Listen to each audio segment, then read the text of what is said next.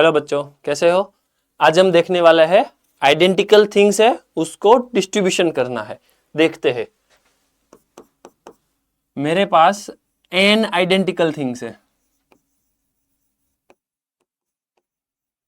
तो ये n identical things मुझे डिस्ट्रीब्यूशन करना है r डिस्टिंक्ट ग्रुप में। देखो, ये फर्स्ट ग्रुप, ये दूसरा ग्रुप, ये तीसरा, ये चौथा, ऐसे ऐसे करके मुझे टोटल r डिस्टिंक्ट ग्रुप मतलब डिफरेंट ग्रुप है, उसमें ये n आइडेंटिकल थिंग्स मुझे डिस्ट्रीब्यूशन करना है। फॉर एग्जाम्पल, मैं बोल रहा हूं कि सपोज मेरे पास 5 एप्पल है जो कि वो आइडेंटिकल है, ठीक है। तो ये 5 एप्पल को मुझे 4 ग्रुप में डिस्ट्रीब्यूशन करना है, 1, 2, 3 और 4। तो मैं कितने तरीके से इसको डिस्ट्रीब्यूशन कर सकता हूं ताकि एक भी ग्रुप खाली ना रहे, ग्रुप खाली रहे तो भी चलेगा। तो दो तरीका है, ग्रुप आर एम्प्टी वो भी ठीक है और ग्रुप एम्प्टी नहीं है वो भी ठीक है, ठीक है। तो मेरे पास दो तरीका है, आइडेंटिकल ग्रुप है। सबसे पहले क्या करना है वो पता चल गया ना आपको, n आइडेंटिकल थिंग्स है उसको मुझे 1 2 3 4 ऐसे ऐसे ग्रुप है, वो ग्रुप में मुझे डिस्ट्रीब्यूशन करना है सच दैट एक भी ग्रुप खाली ना रहे, मतलब एम्प्टी ना हो। ऐसा भी एक केस है और एक केस ऐसा है जो एम्प्टी हो सकता है, ठीक है। तो देखते हैं कैसे करना है। देखो, सबसे पहले मुझे पता है कि n आइडेंटिकल थिंग्स है, ठीक है। ये n आइडेंटिकल थिंग्स है, मुझे उसको r ग्रुप में डिस्ट्रीब्यूशन करना है।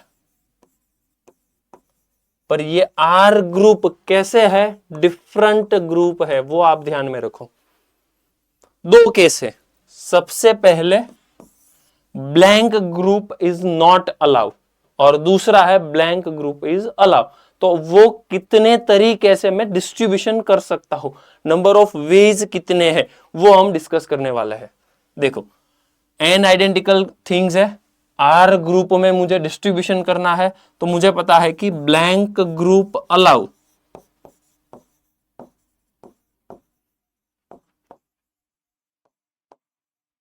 ब्लैंक ग्रुप अलाउ है और दूसरा है blank group is not allow.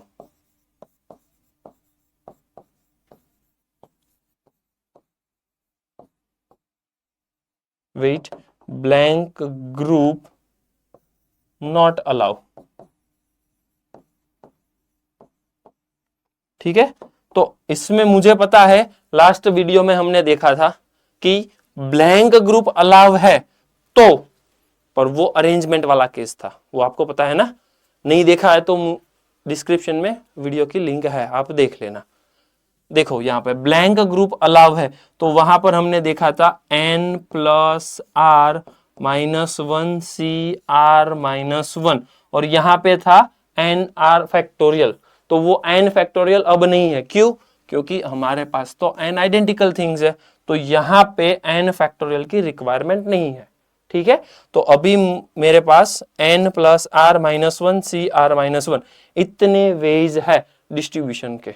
और यहां पे हमने देखा था n minus 1 C r minus 1 और यहां पर भी n फैक्टोरियल था, वो भी इसमें इंक्लूड नहीं है। बिकॉज यहां पे क्यों मुझे डिस्ट्रीब्यूशन नहीं करना, बिकॉज कि वो n आइडेंटिकल थिंग्स है, यहां पे n फैक्टोरियल क्योंकि आइडेंटिकल है तो सीधी सी बात है उसको डिस्ट्रीब्यूशन में कोई प्रॉब्लम नहीं है क्योंकि सेम ही है।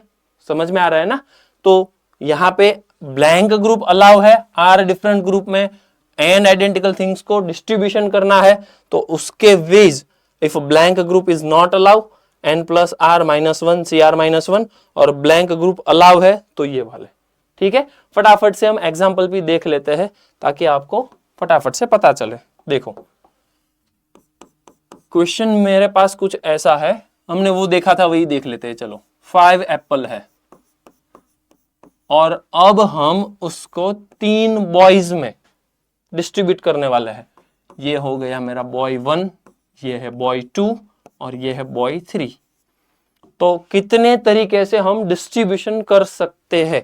सबसे पहला, ब्लैंक ग्रुप अलाउ मतलब कि किसी एक बच्चे को आप खाली रख सकते हो। मतलब ये पांचों के पांचों एप्पल मैं फर्स्ट बॉय को दे सकता हूं, ये दोनों खाली हो सकता है। ऐसा जरूरी तो नहीं है कि हर एक को एक मिले, ठीक है ना। तो मैं लिख रहा हूं कि ब्लैंक ग्रुप अलाउ,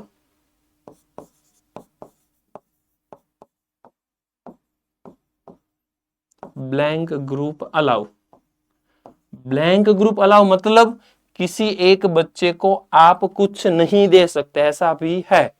तो उसके तरीका है n प्लस, सबसे पहले मैं फॉर्मूला लिख रहा हूं ताकि आपको पता चले, n plus r minus one C r minus one. फटाफट से वैल्यू सब्स्टिट्यूट करो, क्या आता है, n मतलब 5 और ये 3, तो 8, 8 माइनस 1 એટલે 7, 7c2। तो फटाफट से ये कैलकुलेट कर दो, 7/6 यानी कि 21। सो 21 वेज है 5 एप्पल को 3 बॉयज में डिस्ट्रीब्यूशन करने के, ठीक है ना। दूसरा, नॉट अलाउ, हर एक बच्चे को एटलीस्ट आप एक एप्पल देना ही पड़ेगा, ये कंडीशन है।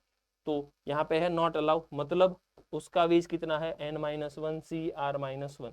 फटाफट से वैल्यू सब्स्टिट्यूट करते जाओ, 5 मतलब 4, 4c2, तो ये हो गया 4, 3 डिवाइडेड बाई 2 यानी कि 6। सो नंबर ऑफ वेज आपके पास है 6। तो आपको अब पता चल गया ना, 5 एप्पल है तो 3 बॉयज में डिस्ट्रीब्यूशन करने के तरीके। ब्लैंक ग्रुप अलाउ है तो 21, ब्लैंक ग्रुप अलाउ नहीं है तो 6। फिर से मैं रिपीट कर रहा हूं, ब्लैंक ग्रुप अलाउ है मतलब कोई भी एक बच्चे को आप ब्लैंक रख सकते हो। मतलब कि ये 5 एप्पल इसको दे दो चलेगा, ये 5 एप्पल 1 और 2 को ही दो, 3 ब्लैंक रखो नो प्रॉब्लम।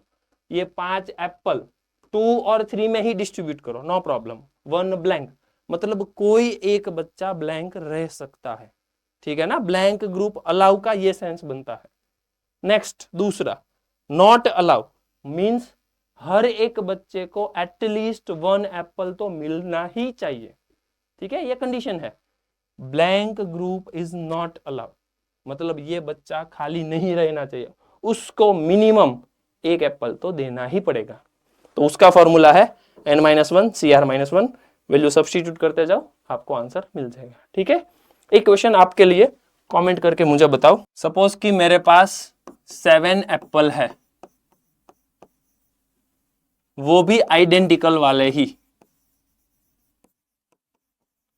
मैंने पहले आइडेंटिकल लिखा था, लेट्स सी, नहीं लिखा, तो यहां पर भी आइडेंटिकल ही है वो, ठीक है।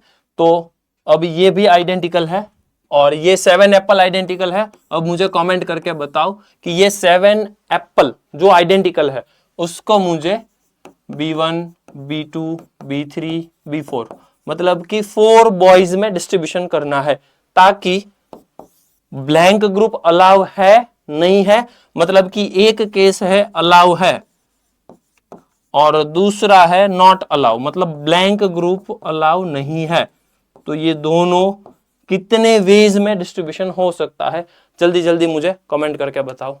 चलो ऐसी ट्रिक के लिए मुझे फॉलो करते रहिए। Thank you.